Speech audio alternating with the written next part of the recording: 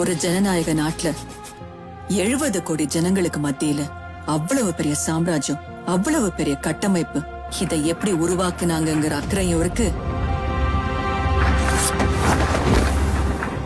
அங்க யார் ஜெயிச்சாங்கன்னு தெரிஞ்சுக்கிற ஆர்வமும் இருக்கு.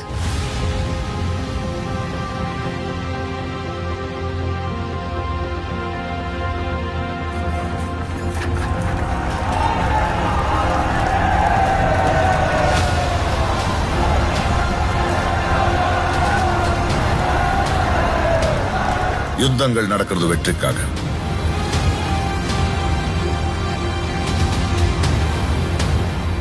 அந்த வெற்றியை சாதிக்கிறது சரித்திரத்துக்காக. History always wins. And somewhere hidden in those pages of history